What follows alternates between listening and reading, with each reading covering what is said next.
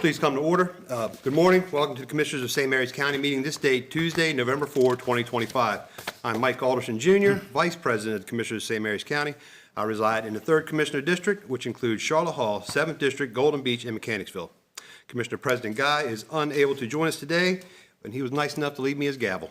I'd like to introduce the other commissioners sitting to my right, residing in the 1st Commissioner District, which includes Ridge, Piney Point, and St. George's Island. Eric Colvin. Good morning. Residing in the 2nd Commissioner District, which includes Leonardtown, Hollywood. Mr. Mike Hewitt. Good morning.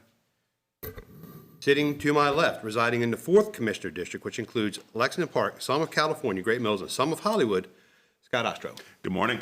Seated next to Commissioner Ostro at the end of the dais is Dave Weiskopf, County Administrator. Morning. On my immediate right is Julie Birch, our recorder for today. Sitting at the table to my right is our Communications Director, Jenna Guzman. Morning. Our video media production team is behind the glass. Please turn off all your cell phones to off or vibrate during the meeting. When you come to the presenters table, please approach by coming down the center aisle. And remember, this meeting is being televised, so you need to speak clearly and directly into the microphone for recording purposes. All right, we'll start us off with the invocation and pledge by yours truly.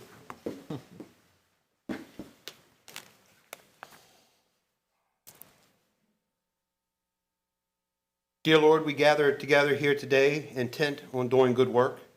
We seek to represent fairly and well those who have given us this task. May our efforts be blessed with your insight, guided by your understanding and your wisdom. We seek to serve with respect for all. May our personal faith give us strength to act honestly and well in all matters before us. In your name we pray, amen. Amen. Now the pledge. I pledge allegiance to the flag of the United States of America and to the republic for which it stands, one nation, under God, indivisible, with liberty and justice for all.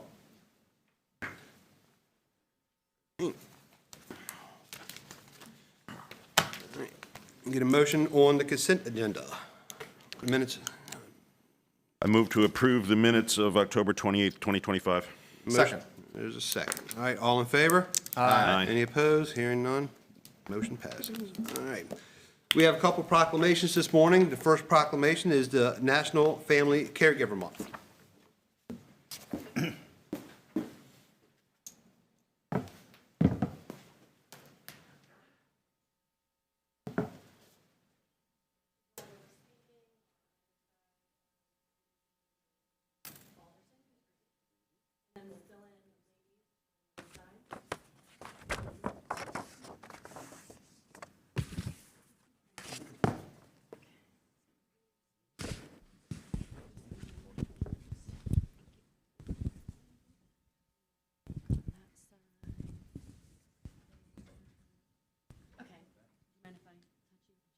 Yeah. Get a little bit closer.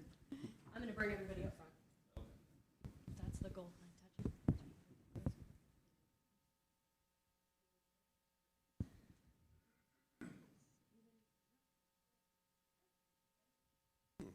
Very good. All right, so the first proclamation is National Family Caregivers Month. I'd actually heard a little news article this morning on the way in talking about how much of a challenge it is to be a family caregiver and some of the things that are in place in Congress to help alleviate some of the pressures that are put on family caregivers. Whereas this season of Thanksgiving, as we pause to reflect on the many blessings that have been bestowed on us as individuals and as a community, we are especially grateful for the love of our families and friends. And whereas one of the most profound ways in which that love is expressed is through the generous support provided by family caregivers to loved ones who are chronically ill, aging, or living with a disability.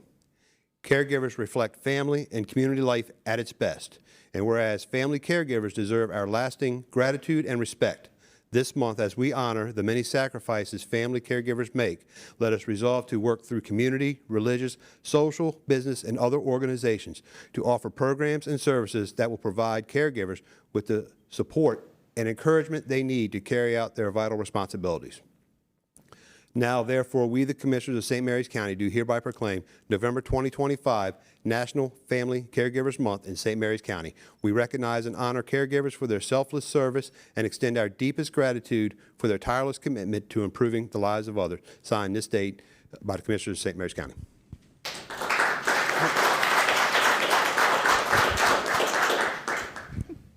Good morning. I'm Rebecca Kessler with the Department of Aging and Human Services. Thank you, Commissioners, for recognizing this very important month that actually is every month of the year and every day. And so we want to make sure that those who are watching are aware that we are available to help family caregivers with our support group, and we have some special events throughout the year. We have training, we have some workshops.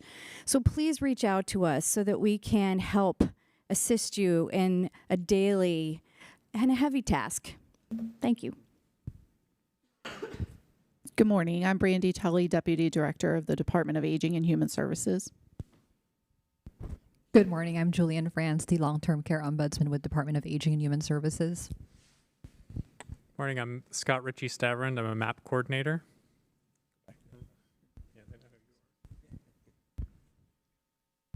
Good morning. I'm Lisa Berry, and I'm the program coordinator for the National Family Caregiver Support Program.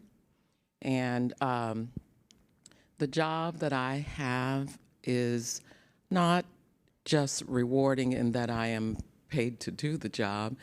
I take home the comfort, the pleasure of knowing that I am helping individuals every day to stay in their homes, to live more comfortably in their homes.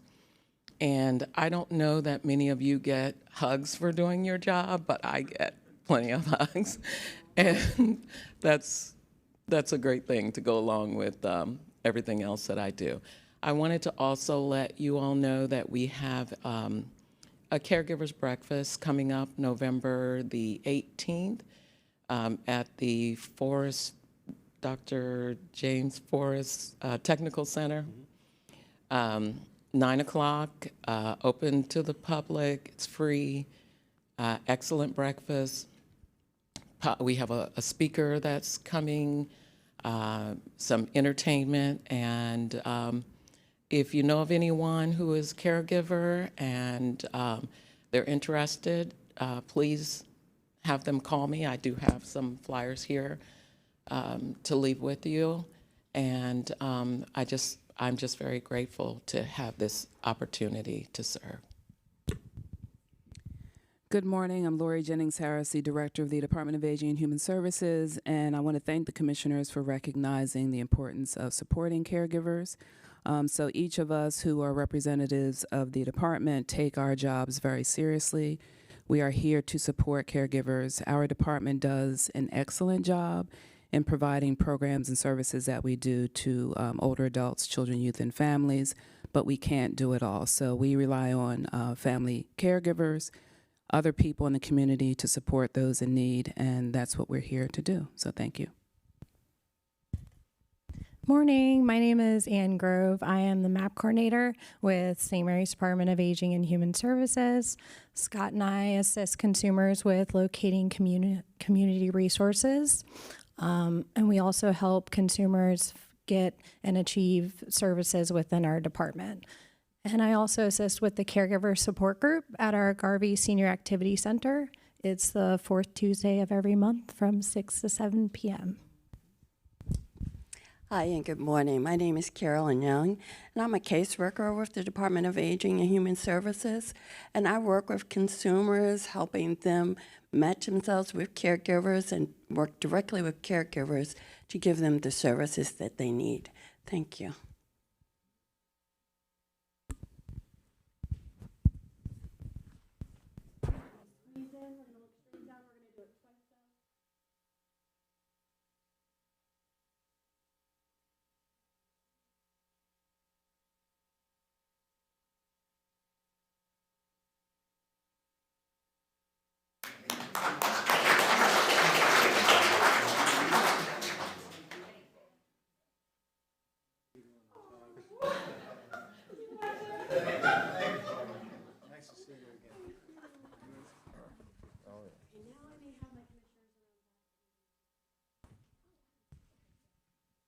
All right, now it's National Animal Shelter Appreciation Week.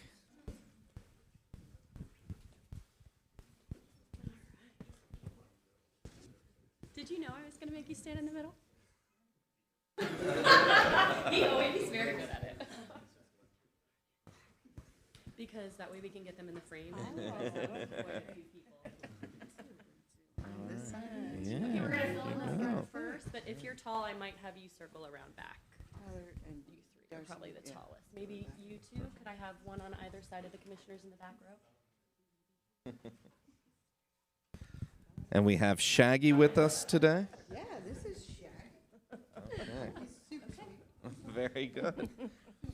All right. Well, thank you all for being here today. This is another important proclamation, and I thank Commissioner Alderson for handing this one off to me for National Animal Shelter Appreciation Week 2025.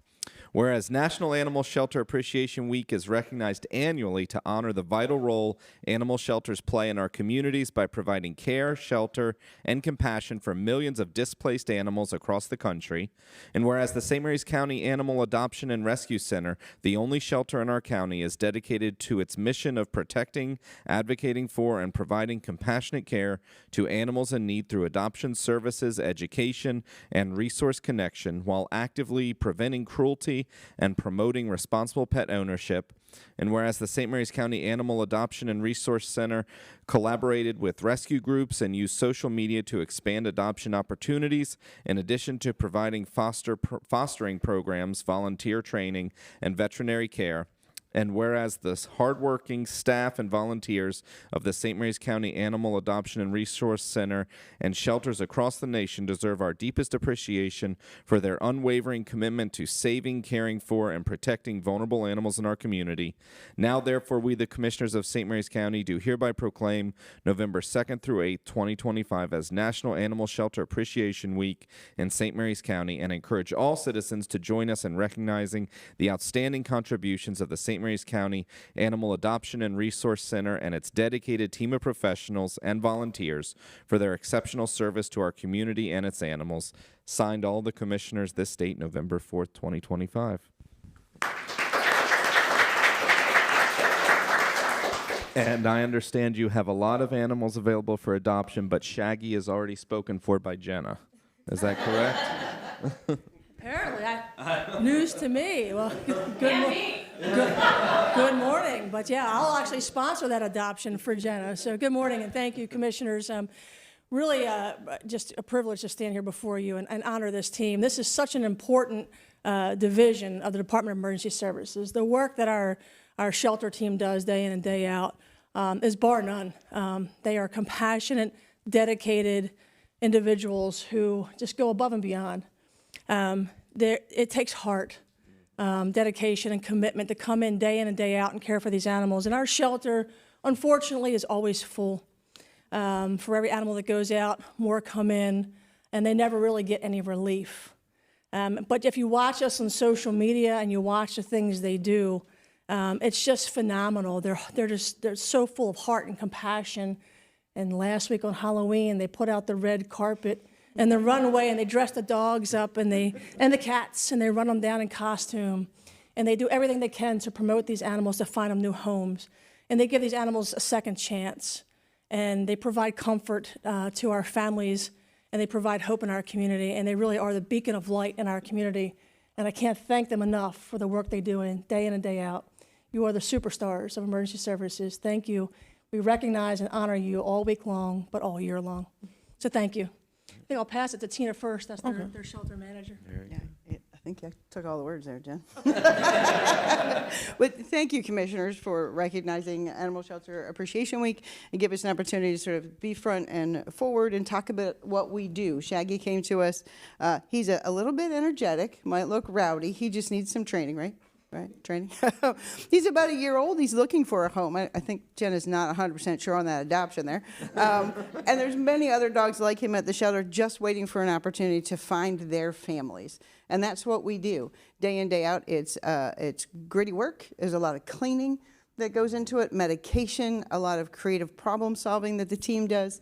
And I can't be more proud of everything that they accomplish every single day, 7 days a week, 365 days a year. We have great community support. We thank the commissioners for all they do for us, continuing to invest in us, continuing to invest in our growth as we go forward. We're in our 4th year since we opened the facility. It took 10 years to get the doors open, and we're 4 years into that, and I'm excited to see what comes next as we continue to grow. So thank you very much for the opportunity. Very good. Let's pass around and get everyone to introduce themselves. My team is kind of shy, so I'm going to pass it on there to John. Thank you. John Gosford, the Deputy Director. I appreciate not only the commissioners for taking this opportunity and recognizing the entire team, but also the team for making it here and their colleagues still holding down the shelter. So I don't want to keep them too terribly long so they can get back to the shelter. But with that, we have plenty of volunteers and staff that spend countless hours just keeping the animals there and keeping them going as best they can. So appreciate the recognition for them and for the entire team. And I'll just, I'll put in a plug for the shelter. We have 2 wonderful cats that are just about a year old now that came from the shelter, and they've turned out to be great pets. And if you are on social media, follow the shelter. Even if you're not looking for a pet, just follow it, because they do some really fun posts and do a great job with that. So let's get a picture.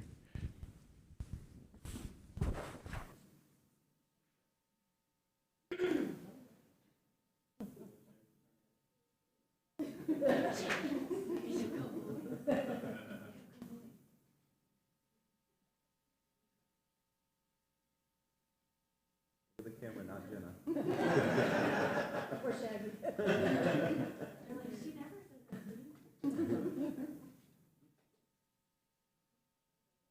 Okay. I mean, it's just. All right, Jenna, I'll sponsor the adoption. My poor husband, he's like, please don't bring any more animals home for me.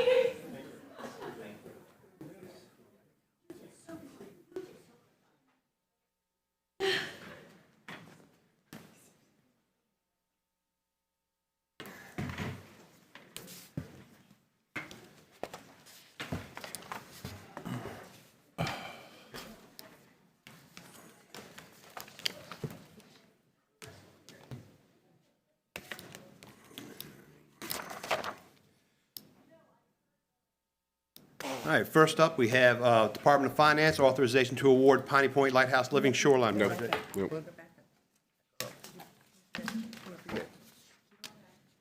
Chamber of Commerce. I'm sorry. I'm sorry, I skipped Chamber of Commerce. Rookie mistake.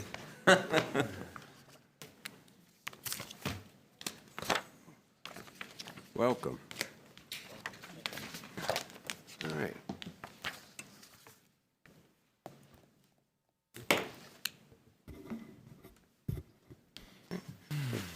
Welcome, take it away.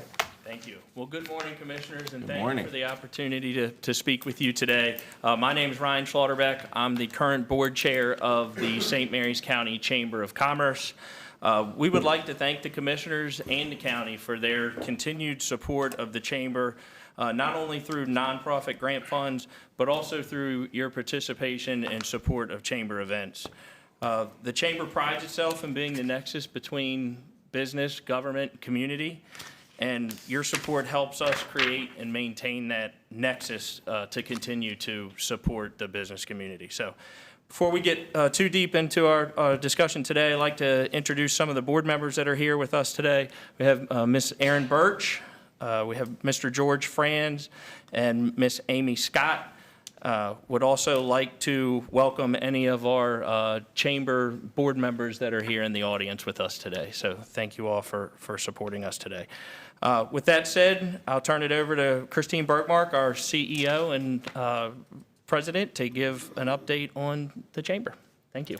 Thank you, Ryan. I will say it's hard to follow the caregivers and the animal shelter and Shaggy. But thank you. Thank you for having us here. I do have some prepared remarks, but I also wanted to start off by saying thank you to all of you for your support of our community and our members through helping resources for local food get to the people who need it. That's a really great service, so thank you for that. So, it's indeed a privilege to be back here before you and the business leaders, entrepreneurs, and innovators who make St. Mary's County such a vibrant place to live and work. Whether it's a shop on Square in Leonardtown, a family-owned restaurant, professional service, or a growing technology company, each contributes to the strength of our local economy and the character of our community. We know that as commissioners and business owners, time and resources are precious. Every investment has to be weighed carefully, and every decision has an impact.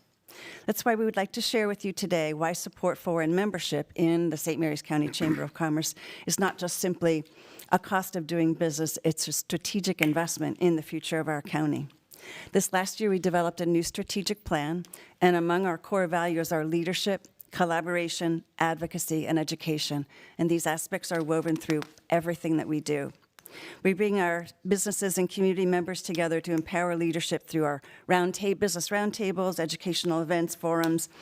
Here's some examples where we have provided opportunities for businesses to hear and be heard through our roundtables. Last winter, we had a representative from the governor's office come and talk with us about the Maryland Apprentice Program.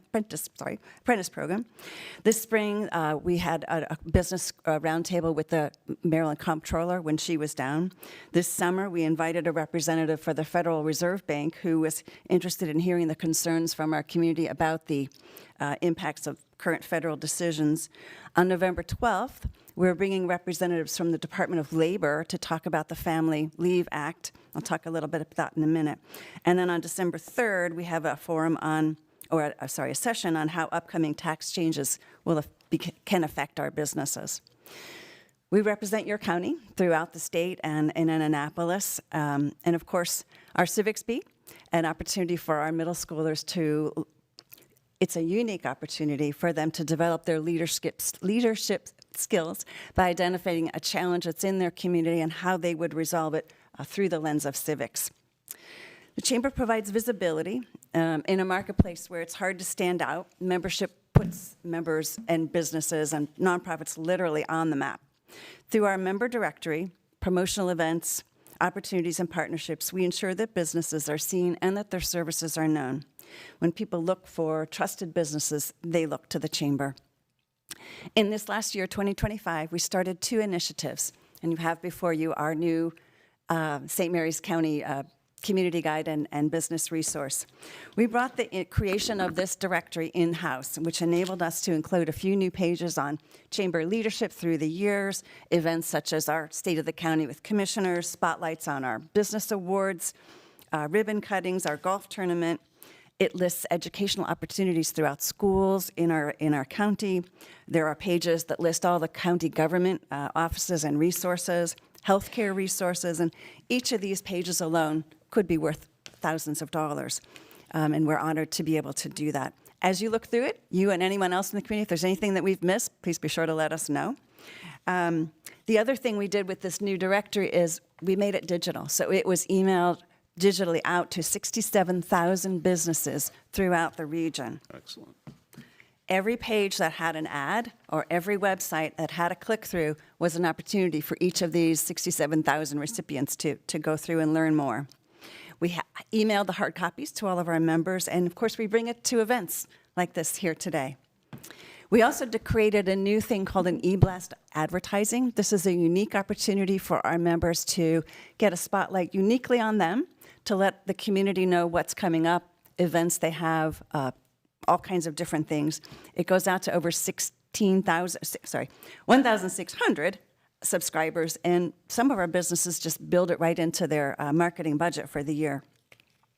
We help create connections. We know that none of us succeed in isolation. The Chamber brings together businesses of all sizes, nonprofits, educational institutions, governmental leaders. These connections open doors to customers, resources, and partnerships that might not have been considered before.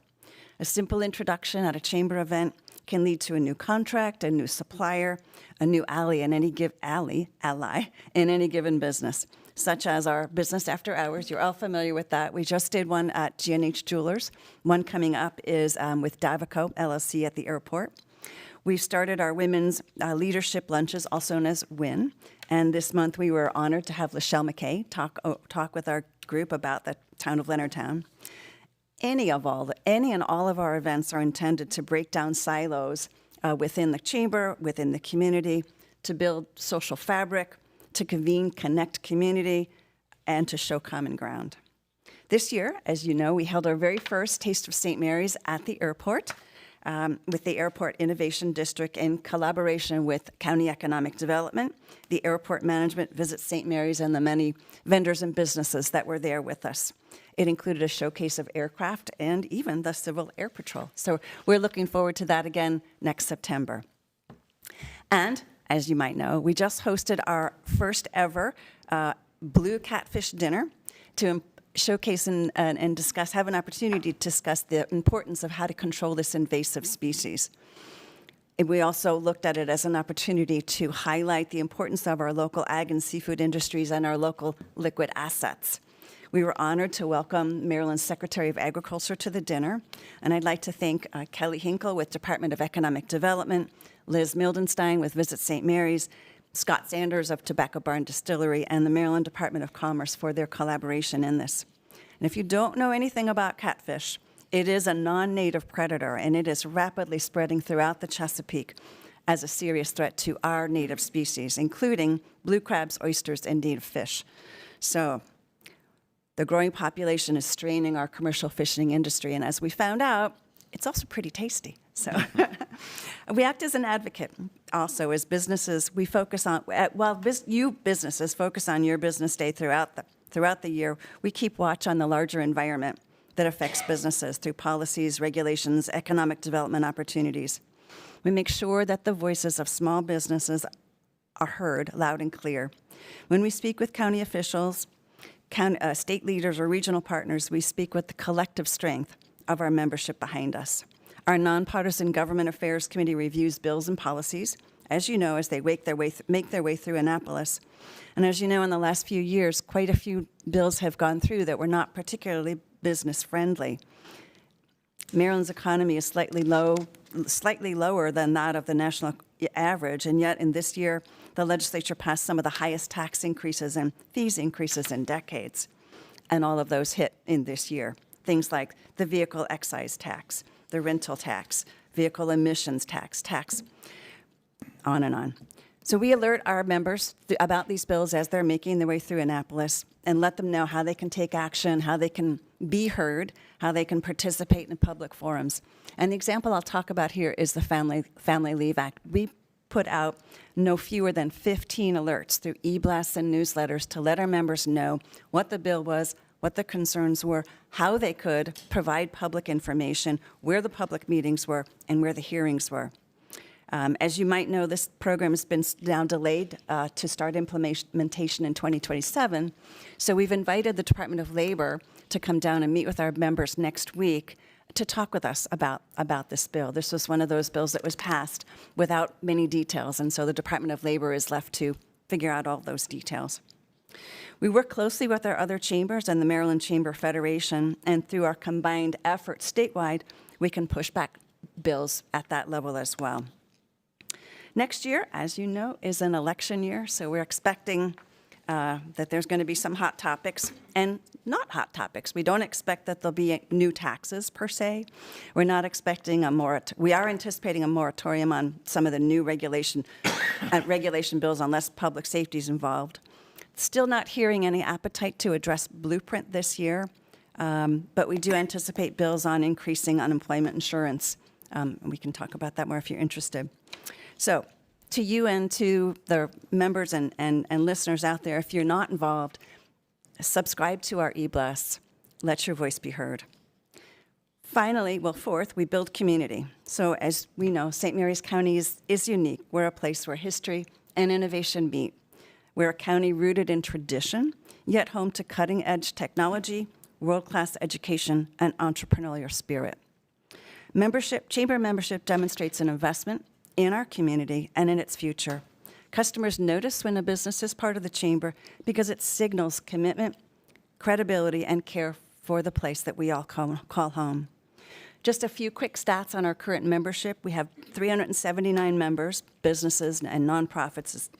We represent over 35,000 employees. 74% of our members are fewer than 50, and 15% are nonprofits. And we're thrilled to say we've had about 50 new members join just since January 1, 2025.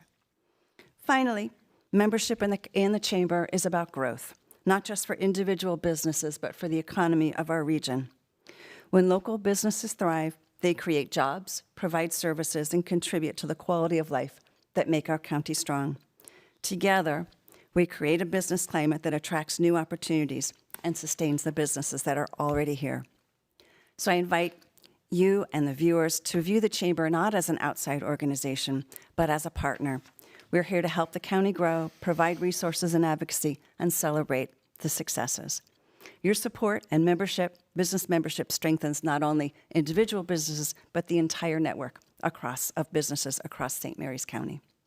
So on behalf of the Chamber, I welcome you, all of you, in helping us build a stronger, more prosperous, and more connected future for the county. Thank you, and I'll cede back to Ryan. So real quick in closing, just thank you again for your ongoing support. We could not do it without you. We encourage the public to become engaged. Feel free to check out our social media platform. Feel free to check out our website for more information. Some real quick upcoming events. There's a Portugal trip. Get your questions answered on November 3rd. That was our Zoom call last night. Oh, sorry. That's okay. We have the Maryland Federal Family and Medical Leave Insurance seminar November 12th. The business after hours, as Christine mentioned, at Davico on November 18th. And we have a session on how upcoming tax changes may affect your business on December 3rd, followed by the Spirits of Maryland on January 31st and the Civics Bee. So thanks again to the commissioners and to the county for all your support of the Chamber. Anybody have any questions? I think it was a great presentation.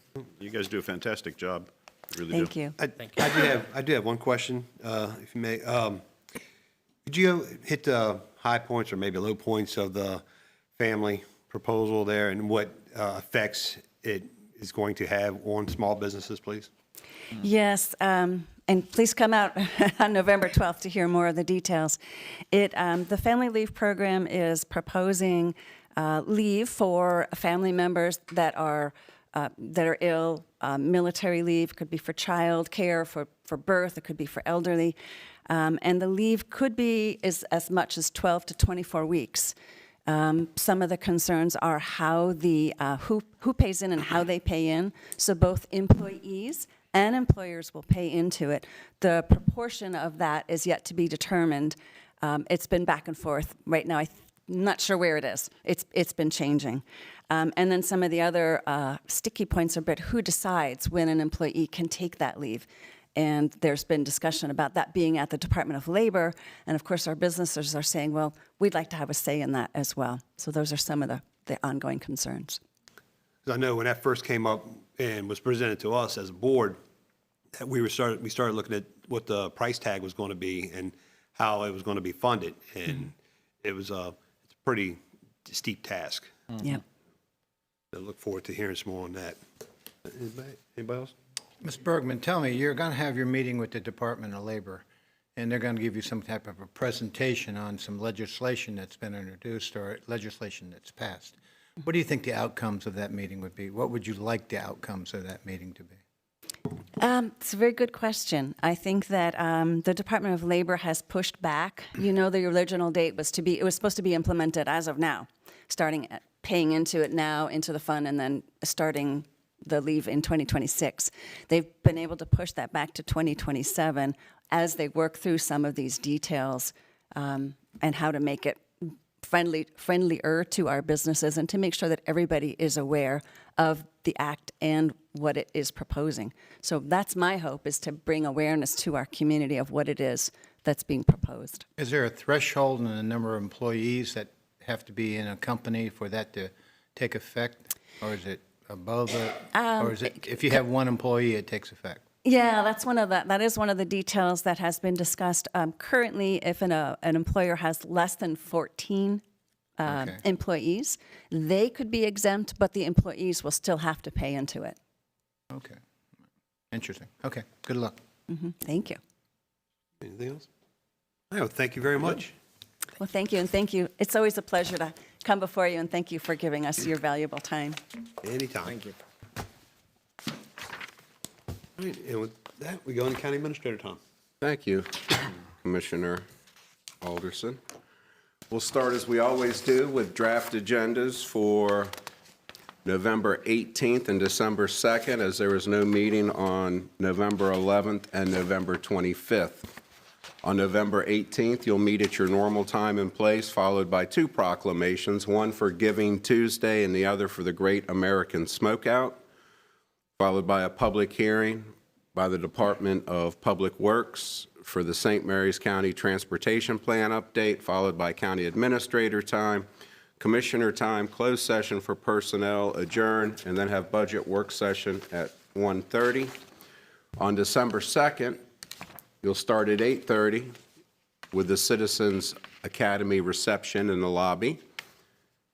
And then you'll actually start the meeting at your normal time at 9 a.m., followed by the Citizens Academy recognition ceremony, County Administrator time, Commissioner time, and then closed session for real property and personnel, and then adjourn. And then the first thing on the agenda today is the Department of Aging and Human Services with a donation request. Lori Jennings Harris, Director, welcome. Thank you, Mr. Weiskopf. Good morning, Commissioners. Again, Morning. we received a donation, a very generous donation from a woman who used to work for our department some years ago. She was not there for very long when I started. Brandy Tully, Deputy Director. In the audience, we started the same year, and so Ms. Walters, Mary Walters, was there at the Loeffler Senior Activity Center as the Senior Office Specialist for a short time. I remember Ms. Walters mostly as a participant of the center. So after she retired, she continued to go to the centers. Well, she has bequeathed us a generous donation in the amount of $159,295. And she has described how she would like to see those funds used for older adults in our community. So if the commissioners approve this, we will develop criteria for how we would distribute these funds to individuals and or families, and not to exceed, I believe, $2,500 per disbursement. So we're looking for your approval. Of course, this is a incredibly generous bequeathment, and very kind of her to think of others in our community. So Absolutely. This isn't something we get every week, and it's very. I have not experienced it in my time here, so it's very generous and appreciate it. So tell me, Ms. Harris, obviously I'm supporting this, is great. So would you divvy up all this money in 1 year and disperse it in 1 year, or would you do so much a year for several years? I would see us doing it so much a year for several years and expand it and stretch it out as long as we can. And how would you identify, well, I guess you'll figure out some criteria. We'll figure that out. But what do you think would be your goal? 5, 10? How many people do you think you would try to reach in a year? I'm not sure. It depends on how we would determine the funds would be distributed. So, I mean, I can envision assisting people with things in their home with, for example, ramps, wheelchair ramps, because I think that's a need, and they're very expensive. So, Would you see it be an application process, or would you see it being just a grant based upon what you know of need? if we do an application, it will be a very simple application, but we would determine the criteria for which people would be eligible. All right, well, I look forward to you. Good. Sure, thank you. All right, your motion? I move to approve the acceptance of a donation made by Ms. Walters to the St. Mary's Department of Aging and Human Services in the amount of $159,295 solely for the use of the Department of Aging clients, including but not limited to client personnel, care items, medical needs, and minor home improvements, not to exceed $2,500 per client. Second. All right, first and a second, all in favor? Aye. Any opposed? Hearing none? Great, thank you so much. Congratulations. Thank you. Thank you. Next up from the Department of Finance, the authorization to award the Piney Point Lighthouse Living Shoreline Project. Procurement Officer Brandon Hayden. Welcome. Good morning. Morning. Good morning. So we're seeking concurrence to award the Piney Point Lighthouse Museum Living Shoreline Construction Project. The Piney Point Lighthouse Museum Living Shoreline solicitation was posted to the e-Maryland Marketplace Advantage on July 29th. Additional bidders were notified on the county's e-procurement portal. A pre-bid meeting was held on August 6th, followed by a site visit on August 7th. 3 bidder questions were answered.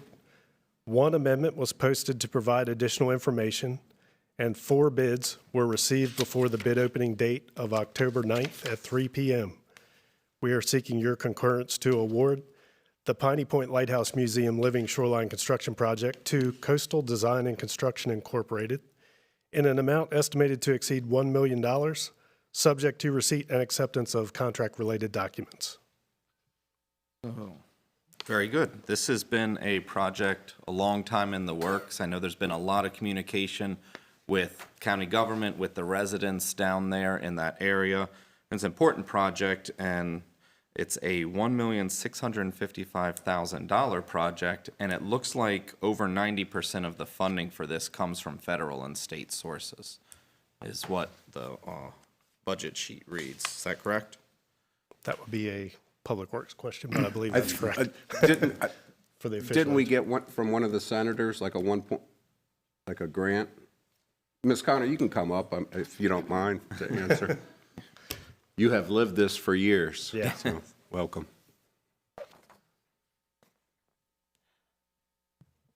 Good morning. Morning. Morning. Yes, to answer your question, I'm very excited about this. I've lived this for years. And the construction portion of this project is funded by NFWF, National Fish and Wildlife Federation, $2 million grant, which will be under, and we have the funding until next November. Excellent. Yeah. When do you expect to start? Very soon. Yeah. As soon as we possible. possibly can. Construction hopefully will be completed by this spring, the actual physical hard structure construction. Okay, And by the then we'll be spring. doing the plantings, which have to be done in the spring. And hopefully, if all goes well, we'll be done before the busy time of the museum, early summer. Okay, we've taken into account the concerns of the neighbors there who have been very vocal in reaching out to us about their concerns about the impacts to their properties. Yes. And we're pretty sure we're not going to impact their properties. Is that true? We are monitoring for 5 years. Good. I'll write that down. Write that down. So last night I was actually down in that area for another meeting, and one of the residents approached me, and I don't know if this is something that could be handled while they're doing the work out there, but apparently there is an old piece of iron or metal out there in the water out from the pier that is a danger. It's visible at low tide, but it's just under the surface at high tide, and you know, it's a danger for jet skiers or anything like that, and it's something that maybe we need to bring to the attention of the Department of Natural Resources or something to see if we could get that cleaned up and moved out of there. Yeah, we'll try to pinpoint that location and talk to the crew while they're down there. Okay. And see if we can identify what it is. Excellent. Let me back up a second. You're going to monitor what are you going to monitor? What are you going to look for? We're doing survey information for 5 years, which will show us fairly detailed information of any physical migration of the coastline. Okay, let me put it in what I call I'm sorry. layman's language. If someone's property next door starts eroding because of this structure, or someone's property starts accreting, gaining sand, will we be in a position to deal with that? Well, we're not surveying the private property owners. Well, aren't we going to survey where the sand goes? Because this whole idea has been to keep that sand from going down along that beach and filling in that beach. But go ahead. I'm sorry. That's okay. The purpose of the project is to mitigate the erosion at the lighthouse. Yes. And that will serve this purpose. And then while we're monitoring, we will see if those physical features have changed at all. And then if after a few years we're finding there are changes that are negatively impacting the surroundings, we'll make adjustments to that. DNR is especially interested in that also, and the Maryland Department of Public Works. Because those neighbors were particularly concerned about the impacts. Again, we want to protect the shoreline for the lighthouse. Yes. But we don't want to do it in, at the cost of the people next door. So course let's not. just say they have a right to be concerned. Yes. All right, thank you. All right, I move to authorize the procurement officer to execute the contract award for the Piney Point Lighthouse Living Shoreline Project to Coastal Design and Construction, Inc. in an amount estimated to exceed $1 million, subject to receipt and acceptance of contract-related documents. There a second? Second. Sorry, I was focused on something else. Hi, all in favor? Aye. Any opposed? All right, hearing none. Coastal Design's done work for us before, right, Mr. Hayden? I believe so. They've done a lot of work in the area at the Naval Station, and they also did work, the original work at Newtown Next Day Park. If you recognize the breakwaters and the construction there. Okay. They did that long ago before the Park Service owned it. All right, thank you. And they do a lot of work throughout Maryland, too, right? I mean, Yes, they're across the country, yeah. a well-known company, very respected. Very good. All right. Thank you Thank you very very much. much. Thank you very much. Thank you. Next up is also from the Department of Finance with a budget amendment to realign county personnel services for fiscal year 2026. Director and Deputy Director, welcome. Good morning. Thank you.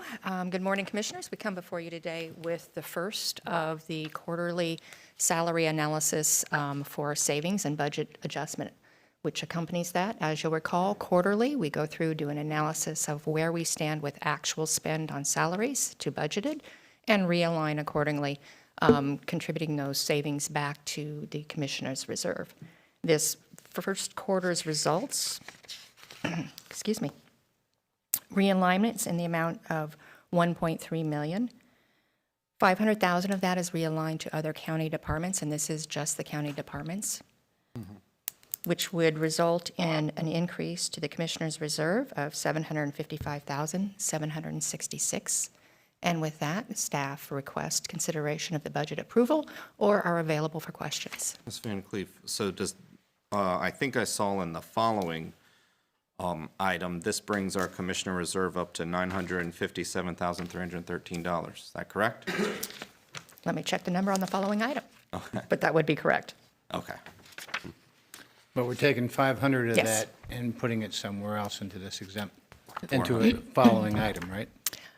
When you consider that item, you will make that determination at that time. Yes, yes. I mean, point is, we're spending the money. So when you talk about 514,319 to transfer to budget other county departments, that's the one we're going to be talking about with exempt financing? No, that's net of this. So we have some departments that had budget savings and some that had a slight overage. We realign all of that. So this is actually just the salary savings attributable to quarter one, Okay. excuse me. So somebody was over their salary allocations or whatever we had allocated for those departments. Some were over, some were under. Correct. All right. Who was over? Well, you can do please that hold. later. We You can do have. that. You can do that later. The supporting documentation is on the following pages. I did look at it. When I look at, we have some of it's attributable to health insurance. So when we have open positions and we budget those at, for instance, the mid-level, the employee plus spouse, if we have new hires that consistently are employee plus family, that is going to increase that expense beyond what was budgeted. So this isn't strictly salaries. This is salaries and salary-related expenses. So payroll taxes, health insurance, things of that nature. All right. I can, so for instance, in the paper, the documentation on the breakdown, emergency services, health insurances was $35,000. So we had more families than were budgeted for Okay. in the new 'Cause hires. I saw stuff like here in like the circuit court and some of those. But look, it's not important. It all adds up. I get it. So I'm in I'm on board with you. So I'm going to move to approve the budget amendment decreasing salary and fringe accounts and increasing the Commissioner's Emergency Reserve account in the amount of $755,766 due to salary savings. Second. A first and a second. All in favor? Aye. Any opposed? All right, hearing none. Thank you, Commissioners. Carry. Thank you. And next up is also from the Department of Finance with a budget amendment to cover the local share of SDAT. As you recall, during the budget process, it came to our attention that the local share of SDAT would be increasing from 50 to 90%. When we projected that out, we projected a budget of $793,000. We recently, subsequent to that, received 2 invoices, one for the Homeowner Protection Program in the amount of $10,624. This was an unbudgeted item, as it is new and we were unaware. Additionally, we received the local share invoice in the amount of $1,183,318. This invoice includes a reversal of a prior year error. Prior year, so let me give you a little lay of the land. At the beginning of the fiscal year, we are invoiced for the projected expense based on our projected share of that expense. Included in that, and when we get to the end of the year, there is a reconciliation. What was actually expended, what was the county's actual share, and that reconciling amount rolls forward to the next year's invoice. Starting 2 years ago, and there is a presentation that was included in the documentation if you would like to reference it, the amount that should have been an increase to the next year because expenses were over what was anticipated, the county share, was instead credited to the invoice. And that rolled also in fiscal year 25. The invoice had a credit on it of $102,000, which should have been a debit, an increase to the expense rather than a credit. That doubled it. It doubled it. In addition, the fiscal year 25 had a slight error in calculation in the amount of $15,000 or thereabouts, excuse me, $2,000. So that brought the roll forward to $202,000 rather than to $204,000. The reconciling amount for fiscal year 25 was $15,000. So all of those items rolled forward onto the fiscal year 26 invoice, bringing it to the $1,183,000. So that gives us a delta between the 2 invoices, between our budget and our expense of $400,433. Okay. I understood that. I read your stuff here. I believe it. So key here for me is we know our obligation to pay for SDAT has arisen from 50% to 90%. Correct. Okay. So the 100% number, is that the million? What is that? What is the total number? 1,037,000 something? The 100% for this year without, Is that 1,183,000? it's $1,073,221. There is a calculation that we included that looks like this, only without all the markups on it. That number is exclusive of the roll forward reconciling items. So if you're just looking for the county's expense share, I'm looking for what we're going to have to pay next year. next year. We will be calculating that during this budget process. I'm going to go back and look at what the trend is if we move those reconciling items back to their appropriate fiscal year to see what the growth in Right. expenses Well, put are. everything in the right category. But what I'm Exactly. getting at is this. If the number's $1 million and we're paying 90%, we should factor in 900,000. Agreed. You agree? Agreed. Okay.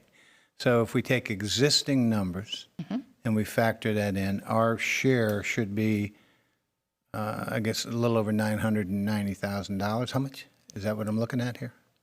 Am I looking at $1,183,318 as the total cost? That's inclusive of those reconciling items that rolled forward, those errors. So if you Okay, so if I take back out the yeah, errors, what's the number? What's the number I'm after? the number you're after is 900,000. So it would be 90% of the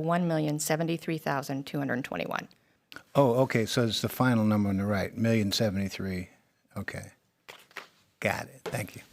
You're welcome. So can you just tell us a little bit more about what is this homeowner protection program that we got the bill for? Do you, I mean, if you. I aren't do aware. not have that level of detail with me. I will get that Okay. and disseminate it out. Can you tell me, have we updated your forecasting so we can catch these kind of things earlier? That's what. At least during the budget process, yeah. Yes, that is exactly what we're going to do during this budget process, is update the model, take a harder look at how we're looking at forecasting. And now that we have a full understanding of the basis and how it works and is calculated, we'll be able to catch these errors as they happen. If we had, I think if we'd had more insight to that in the past, we might have got this go forward, but I did not have that level of I mean, it's insight. doubly difficult for us because the General Assembly's making it up as they go, go along. along Yeah. mid-session, and we're trying to figure it out Now, during our budget. are we, not that I don't have faith in our state, did we do some sort of an audit internally or independently to make sure that the revised billing is correct? Or is that just we hope? I do not have that level of detail to be able to conduct that level of an audit. Because we all know this, they can't come back and be like, oh yeah, we made a mistake again too. You owe us more. All right, I move to approve the budget amendment to move $400,433 from the Commissioner's Reserve account to the SDAT miscellaneous expense account to cover the local share of the SDAT invoices and authorize the Commissioner President to sign the related document. Second. First and a second, all in favor? Aye. Opposed? Hearing none. We'll take care of this. No. Thank you, Commissioners. Let the record show that the motion will be corrected for Commissioner Vice President to sign related document. I got the updated version this morning. Okay, thank you. And also from the Department of Finances, the resolution authorizing the 5-year financing of equipment approved in the fiscal year 2026 budget. Okay, good morning. I come before you today with a new resolution for our exempt financing. After review of our first resolution that came before you last week, bond counsel, with their bond counsel and further discussion, the county was unable to accept the contract language contained in the loan documents of the lowest bidder. The terms offered did not align with the county's contractual requirements or best interests. So therefore, we've moved to the second lowest responsive bidder. To summarize, the tax-exempt financing need of $900,000 for equipment was presented in the 26 budget. The equipment schedule included 2 vehicles, the Sandgates Tower for the Department of Emergency Services, equipment for Wycomico, and trash trailers for the Department of Public Works. The timeline for this is on September 23rd. The exempt financing solicitation was issued on eMaryland Marketplace and posted on our website. 4 sealed bids were received by the deadline of October 15th, 2025. On November 3rd, the second to lowest responsive bidder was contacted, and the rate is locked in at 3.87%. And we're here today presenting the resolution for acceptance and execution. The closing of the loan is scheduled to occur by November 15th, 2025. And the new payment, 5-year payment, annual payment will be $197,341. Versus? 198, did not write that down, so 198,500 something. The old was 198, the new was? 190, I'm sorry, it's the other way around, 196, and the new is 197,341. All right, well, it's minimal. Yes, the What- old what interest rate was happened- 3.717. Yeah, I got that now. What happened to what disqualified the people? The subsequent to the bid receipt, some of the terms were being unilaterally requested be changed that we could not agree to. I'm glad you brought this back to us. I'd much rather bring it back and reapprove the second lowest bidder than get us put in a position that's difficult or untenable. So. Well, I don't like to Thank get you, there I in the appreciate first the place. support. I beg your pardon? I don't like to get there in the first place. I think we got legal, whoever we get that figures this stuff out and sees if they fit or not. I mean, let's just figure we learned a lesson. Bond counsel did catch this during the process, so I think we have our controls in place. Well, why didn't they catch it at first? The paperwork that was submitted subsequent to the bid proposal was changed, had different terms in it. Once So they we came back after accepted, the they fact. changed the deals you. that we accepted. Oh, well, okay. Thank you. Yeah. Move the Not goalposts somebody on you us. want to do business with, and we'll just leave it at All that. right. I think, isn't the business term like shady? Is that the term we're looking for? Questionable, I think it's questionable. I appreciate bond counsel doing their due diligence and, and your department following up on that. I think it's like we found out yesterday, catch me if you can. Yeah, right. All right, I move to approve and sign the resolution authorizing the 5-year financing agreement in the amount of $900,000 with Bank Funding LLC as recommended by the Finance Department and authorize the Commissioner, Vice President, and appropriate staff to execute the related documents. There, first, there a second? Second. All right, first and second, all in favor? Aye. Any opposed? Okay, 4-0. All right, thank you Thank you, very much. Commissioners. That's Thank all you. from the county administrator. All right, very well. All right. Let's go into Commissioner's time, and since Commissioner Ostro is out there on the island, go ahead and start with you. All right. Well, had a really great weekend this past weekend. It was Halloween, so it was. We had a wonderful time with our grandchildren. We got to go to the trunk or treat festivities in Town Creek at Cornerstone Church. Always a great time. Lots of people from the community turned out there. It grows and gets bigger every year, so it's just so much fun, especially as we watch our grandchildren grow up. Our youngest grandchild is not quite old enough to know what's really going on, but loving the fact that there's candy everywhere. So we had a great time doing that, and it was really a great family weekend for us. My daughter-in-law's parents were in town, and so we got to spend some great time with them. We got to go to my oldest granddaughter's last soccer game of the year over at the Hollywood soccer field, and I want to make sure I give a shout out to our Rec and Parks staff. The fields were in great shape, and they were in great shape all year long, watching the kids play and being able to get out to their games. So they really do a phenomenal job. We're very lucky in this community. I have a lot of friends. Even my daughter-in-law's parents commented that they live out on Long Island in a fairly wealthy area, and they even said that. Our sports fields are leaps and bounds ahead of what they have there. And I have a lot of family from the West Coast who comes in a lot, and we go out to the parks and things like that. And I consistently get comments on how beautiful our fields are and what great parks that we have. So a huge shout out to our Rec and Parks team for all the hard work that they do to keep those fields up and running, and just all the work that they do in organizing the kids' sports. There's so many great sporting events here for all ages of kids. So just it was really a great time enjoying that. It was great weather too. So, and Halloween evening, the Three Notch Players put on their. It was the movie. They screened the movie, Rocky Horror Picture Show. It was a great turnout there. A lot of fun to go and do that. So they had great success with that. They did it on Halloween at midnight, and then they did it Saturday at 8 p.m. They had a screening of it. So thank you to them for doing that and for all that they do in our community. And I also want to make sure to wish Riley a happy birthday.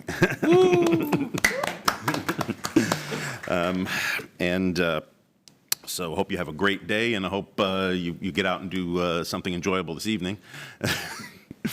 Not that this isn't great, right? No, where else would you want to spend your birthday?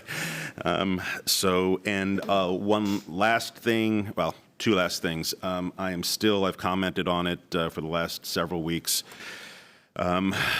Our federal government needs to do their jobs. Here we are now in what is, I do believe, officially now the longest full shutdown on record in history of the United States, and really, doesn't seem to be any end in sight. And the division in our government, they need to get together and do their jobs and put their own political, I don't care what side of the aisle you're on, you need to put your own political views aside and do what is right for the country. There are a lot of people in this community who are struggling.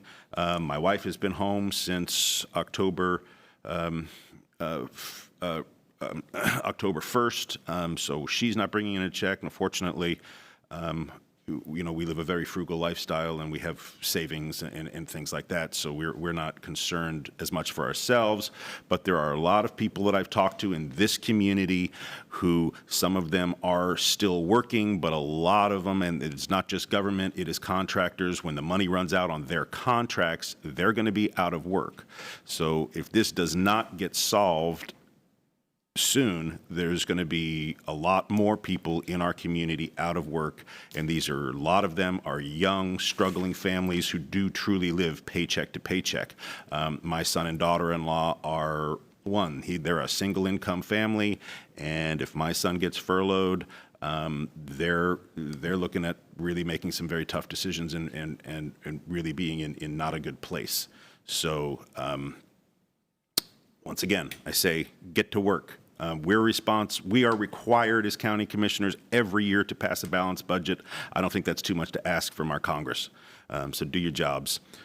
And lastly, I'm going to close with this coming Thursday at 6 o'clock. I'll be doing my last Commissioner Town Hall of the year, and that's going to be at Cedar Lane Retirement Center. So if you've missed any of the others, you want to come out and find out what's going on in the community and in the county, come on out, ask a question, get a direct answer to a question. I really have enjoyed doing these. I've sort of taken my show on the road a little bit. I do a regular one every quarter at Bay District, and I've now expanded it to going to each of the senior centers as well every quarter and doing a presentation there, because it's hard for our seniors sometimes to get that transportation or make those, make that trek, especially if you're way up in the northern part of the county. So I'm taking it to each of our senior centers so our seniors know what's happening. And it's always an educational time for me. It's such an educational time. Our seniors look at things through a much different lens than we do, and it's always a learning experience to hear what they have to say and what they would like to see in our community and the changes that they've seen in our community, some good, some bad. So I've learned a tremendous amount from them and hope to continue doing that. So hope everybody, anybody who wants to come out, please come out. And with that, I'm going to pass it along. Thank you very much. Commissioner Hewitt. Oh. Thought it'd be Commissioner Colvin. No. I mean, hey, look, you called me, I just cut me off guard. So this past week, I attended a homeowners association meeting of the Grandview Haven subdivision. They thought it was in my district, but it's just over the line. But hey, we represent the whole county, so it's fine. And what the issue was is there's a company out of Baltimore that wants to establish a sober home for adult males who are recovering from alcoholism. I mean, it's a good idea, good project, but these neighbors didn't want it in their community. They found out about it, and that's typically the problem is they find out through some kind of a rumor, and Lord knows rumors take over. They spread faster than anything else, and bottom line is people showed up that meeting pretty upset, and it got very contentious. And what I have to say, I was very disappointed in the group doing this wanting to do this down here. There's a law that's gone all the way up to the Supreme Court that says we cannot pass legislation or ordinances locally in St. Mary's County homeowners association cannot pass laws that would preclude these types of facilities or these types of homes in their communities. It just doesn't seem fair, but I guess it has to be done. But what was really, what I really didn't like, that's the term I'm going to use, was the attitude of these people wanting to do this. They told these people straight up, we've fought with 17 HOAs and we have won every single one and you will lose. There was no empathy for these people's concerns, no compassion about why what they were doing was going to be compatible with what that neighborhood was. And it was interesting that people from Baltimore, Baltimore County, have this idea that St. Mary's County needs one of these. They talked about there's an issue statewide and how maybe St. Mary's isn't identifying its need and that there's people who need that facility. But let's hope this works out. That group, I don't want to name them, but they said, well, we're going to take this to the edge. And, you know, if you guys try to stop us, and it was just no way to build a good community relationship with people who are very concerned about their properties. So anybody out there who hears these things coming nearby you, I heard from the community that's next to the Hollywood wood treatment plant who have heard a cannabis facility may be installed at the Hollywood wood treating plant, are very concerned about that. They're following that process diligently, and they want to oppose it too. But we have to understand that the state and the federal government puts restrictions on what we can do locally to keep these things out. So I use the term, let's hope it works out. Let's hope everybody finds a solution that works for them. But Lord knows, it was a very uncomfortable meeting for many people who were at each other's throat. Secondly, on a positive note, I went to the Hollywood Volunteer Rescue Squad's installation of officers and their 50th year of service celebration. Now, what immediately struck me about that was 50 years of covering a shift, of responding to a call, of getting out there to help people who have a need, have called 911 or whatever the need is, and they're there as volunteers. I mean, those are hundreds of thousands of hours that these volunteers have put in. And it goes to what is the moral character of St. Mary's County citizens, that they care about their fellow citizen and they want to help. And I was very encouraged by that whole evening and thought it went off very well. It was very nicely done. So kudos to those people at Hollywood Volunteer Rescue Squad and all the other rescue squads and fire departments that do this volunteer service. Lastly, this SNAP thing that we talked about last week, that if it wasn't figured out, maybe we would put some money towards it to help the local food banks. It does appear that the federal government is going to do some kind of funding of it, even though, depending on who you are, they'll say it's not enough. But I did read recently that Governor Moore is releasing $62 million in state funding. So I think we're still in a wait and see as to the impacts of this shutdown. I'm hearing that it may end this week, but of course my source is, Google and whatever news is out there. But I'm hearing that, they're going to allow the Democrats to come up with a vote on the health care subsidies and see if that passes and hopefully put this thing to bed and put us back to work. So let's hope that happens. Thank you. Eric, how are you? All right. Got a bunch of different things I want to touch on this morning. First off, in no particular order, hope to see everyone next week at the Veterans Day Parade that's done in Leonardtown. It's probably the biggest parade in the state, if not on the East Coast. It's a great parade. I'm hearing we're going to have a little bit of a cold snap next week, so that'll make it a good festive feel for the parade. But it's always a good parade, and it goes from Riken High School into downtown Leonardtown, and it's just a nice time and a good parade. So hope to see you there next week. Last week, Commissioner President Guy and I attended the Southern Maryland Navy Alliance annual dinner meeting that they hold, and it was very well attended, a lot of representation from local contractors. It was a really good program. They weren't able to have their keynote speaker because of the government shutdown, but Dr. Moore, who just presented to us a week or two ago, gave a really good talk, and it was just a good time and a really informative time. The Southern Maryland Navy Alliance, much like the Chamber of Commerce that we had today, does a lot of great work advocating for St. Mary's County and for the businesses and citizens in St. Mary's County, so we're appreciative of them. The Hollywood Volunteer Rescue Squad installation of officers and 50th anniversary over the weekend was a great time. The committee who put that event together really went all out with their decorations. It was very elegant. It was very nicely done. And congratulations to Hollywood Rescue Squad. There was evident that they are building back and that the growth is there in their department, and that's exciting to see. I also attended last week the MACO Legislative Committee meeting. I'm the alternate on that committee along with Commissioner President Guy.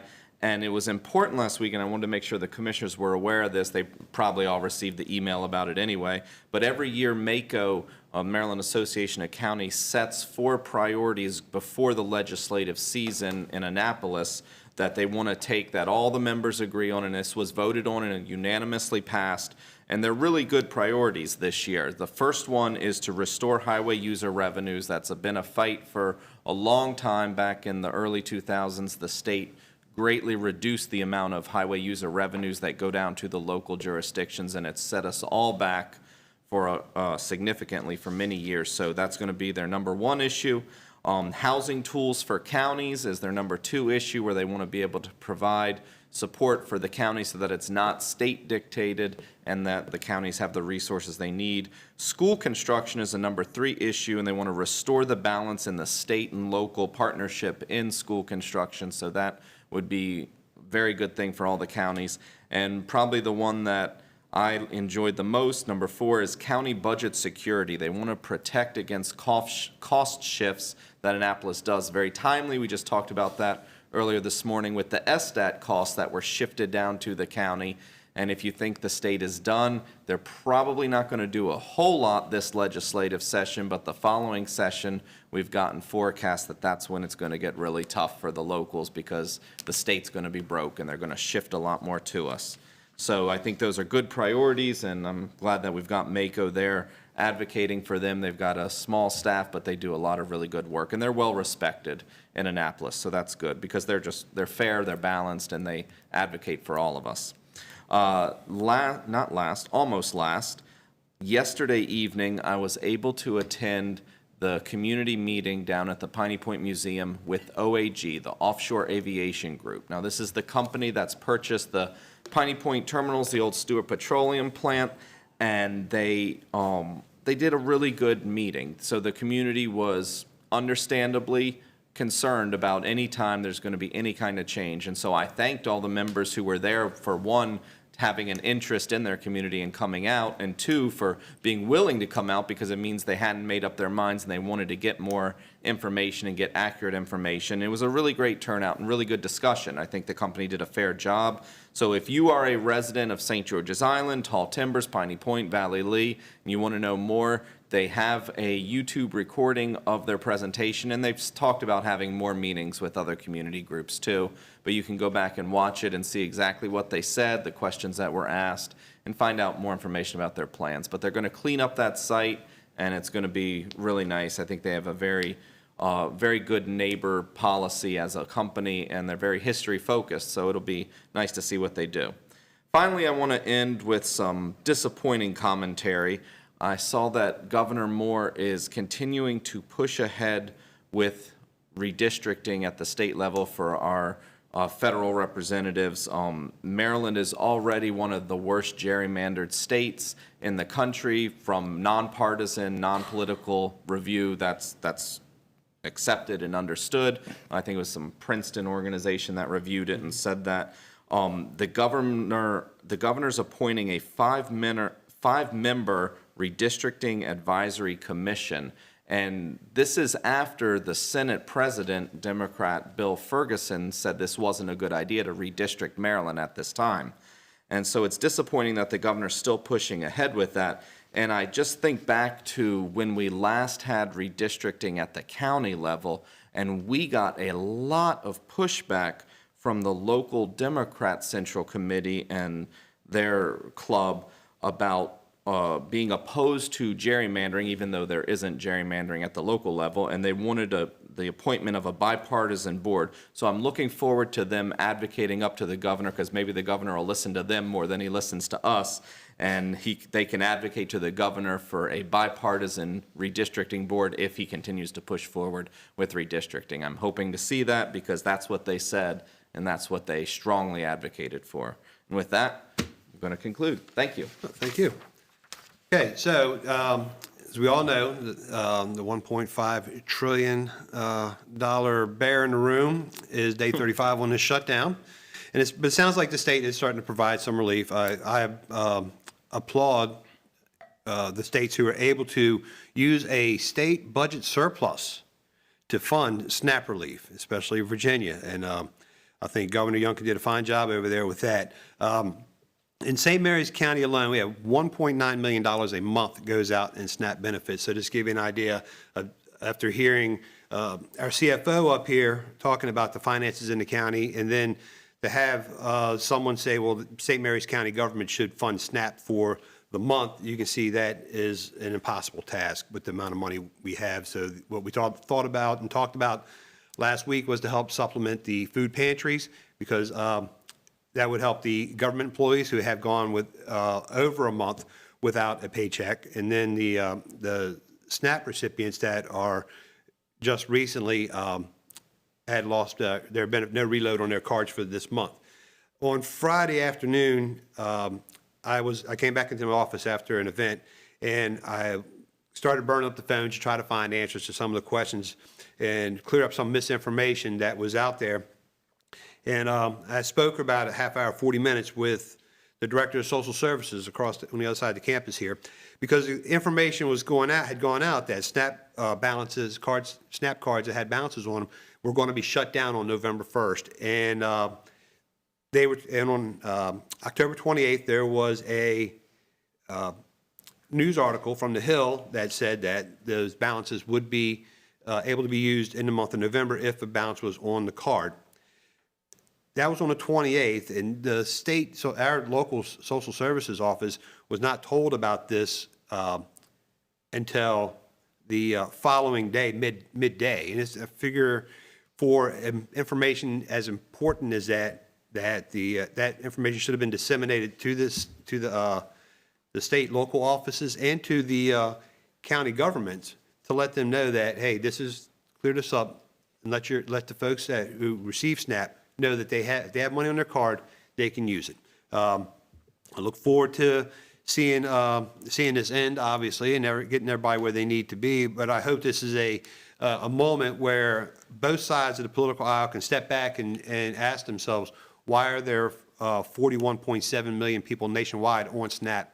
And is there a way to audit this program to make sure that the people who desperately need to be receiving these benefits do receive these benefits? And I don't think you will get any pushback from any state or local government if you were to do that. You might get some pushback from the folks who are gaming the system. And if you have any kind of system like this, somebody's going to find a way to cheat. It doesn't matter who you are and or what your economic circumstances are. If you can find a way to kite a buck, you're going to kite a buck. All right. So that's my bad stuff for today. On Friday afternoon, I went to Compass Point Montessori down just south of Leonardtown for ribbon cutting for a new Montessori school there. I want to thank the Department of Economic Development, St. Mary's Chamber of Commerce, and Commissioner Colvin for coming out and helping with the ribbon cutting. It was a beautiful day, one. Two, it was awesome that they actually had some of the kids who are enrolled in the program at the Montessori school there. Mm-hmm. And I really look forward to watching them succeed. The plans are already in place, already starting to put plans together, for expansion and moving into a bigger facility. And I did volunteer to the owners that, hey, when you make this expansion, please keep DED, the Chamber of Commerce, and the commissioners in the loop on this, so we can make sure that no unnecessary hurdles go up and help them guide them through, because this answers a big question that comes up in Blueprint, was the pre-3 program. And using the Montessori method for teaching these kids helps individualize the learning for the kids, and it does tend to be a little different than what most people are used to, but different doesn't mean it's terrible.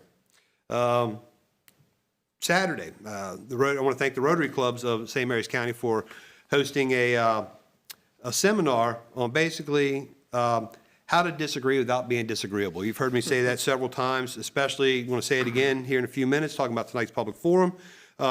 Good seminar, great turnout, talking to Barbara Thompson from Leonardtown Rotary, or from, I think, Leonardtown, right? Yes, Yeah. Right. She was expecting maybe 10 people, and I think we had 40 in there. And it was a really good seminar. It's a little eye-opening, which is good. And afterwards, ended up having some pretty lively debate myself with several people who were in there, and we exchanged some ideas, and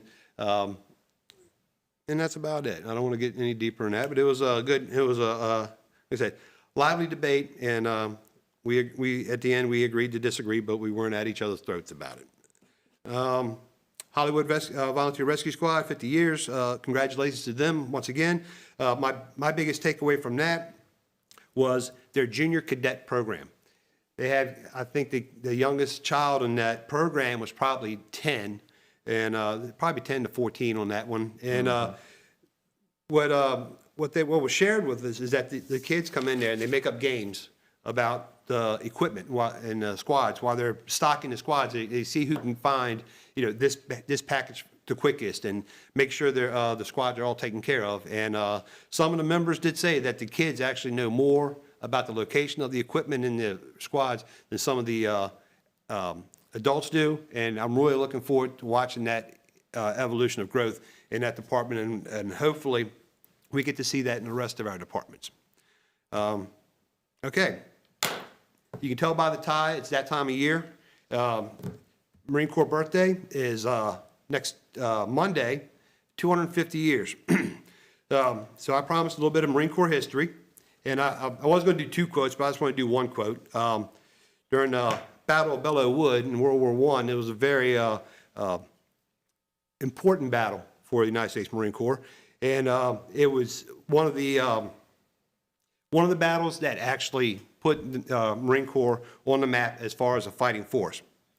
So on June 6, 1918, during an attack, the Germans were attacking Allied positions across the wheat field, and then, which is never smart. The Marines were counterattacking.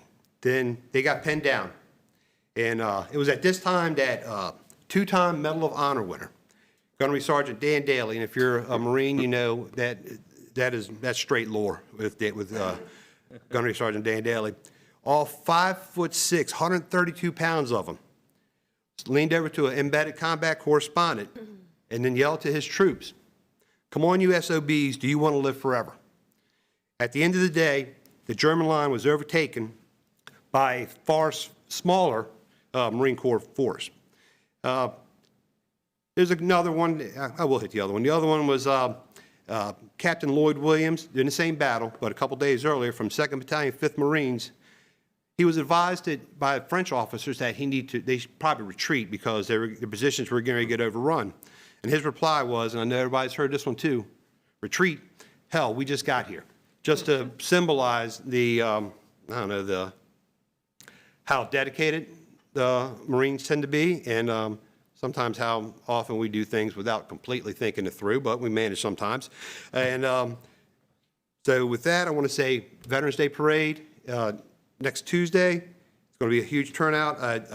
Actually, the parade's pretty awesome. I didn't start going to it until I got older.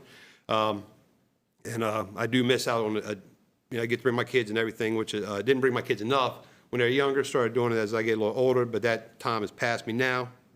And also, it's very important, 6:30 this evening, public forum right here, and I look forward to seeing and hearing what you have on your mind. And with that, We stand adjourned.